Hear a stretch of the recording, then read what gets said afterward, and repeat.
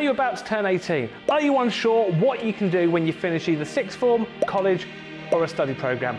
This is the video for you. We're going to run through what your post-18 options are. Now, a small caveat with this, it will depend on your current circumstances as to what it is that you can actually go on and do. And you will also need to research carefully what's available in your local area, as some of these options aren't available everywhere. But hopefully it will give you a bit of an idea in terms of what's out there and what you can do. Also, when you're doing the research, make sure you check the entry criteria carefully, as well as the tuition fee funding, because it can vary depending on the courses that you're looking at. So first of all, you might be considering going to college if you haven't gone there already, or moving on to a different course at college and doing a vocational course. You might be asking, what's a vocational course? Well, vocational courses are things like hairdressing, construction, carpentry, bits where you're going to be learning a job at college, possibly using it as a taster to see if you like it, but also gaining some professional qualifications to set you up for the future. You might decide to do that.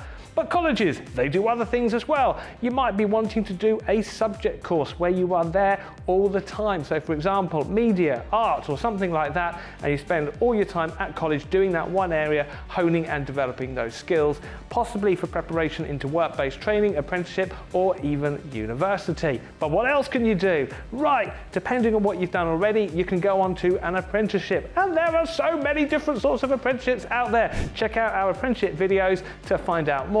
But basically, with an apprenticeship, you do the equivalent of around about 4 days a week at work, 1 day a week, 20% of your apprenticeship time, where you're actually going to be doing your study element. You get paid on the job, learn on the job, and you get to develop towards a particular job occupation. Absolutely great stuff. And there are so many different options out there.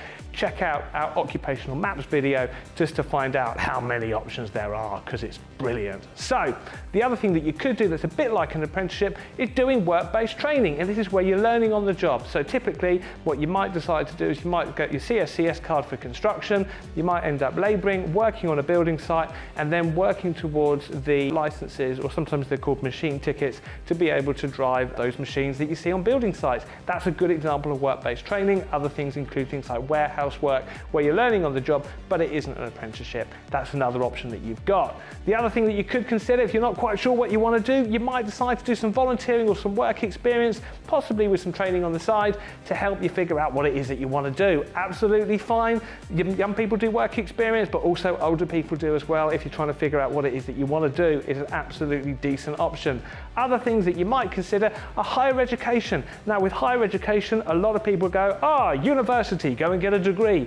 There are so many different forms of higher education. Yes, there's university, but some people study at a college and they do their degrees or higher level qualifications there. There's also things like distance learning. So a lot of people will know about things like the Open University. There are other providers as well, where basically you're going to do distance learning and you get your degree or higher level qualification from level 4 upwards. And there are so many different qualifications. They're not all just degrees, loads of options that you can have a look at there. Another thing that you might consider is going on a gap year, traveling, seeing the world, experiencing life.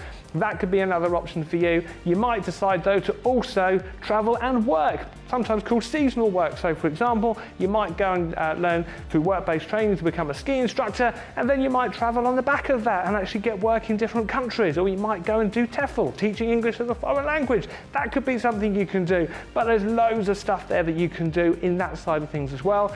And also, lastly, often gets missed, but it's absolutely epic, you might decide to set up your own business. Now, this could be through virtual platforms, using the power of the internet to actually get your product, whatever it is that you're making out there, or it could be physical, very sort of classic, like working and setting up your own shop or something like that. There are so many really interesting options with starting your own business, and there's loads of support around for it as well. If you want to find out more about any of these options and you want to get all the useful web links to help you, check out our CXK Hub, check out the individual sections in there, and all of those options are covered with help guides, videos, and top tips to help you. There is so much you can do. Get out there, seize the opportunities, and have a fantastic time.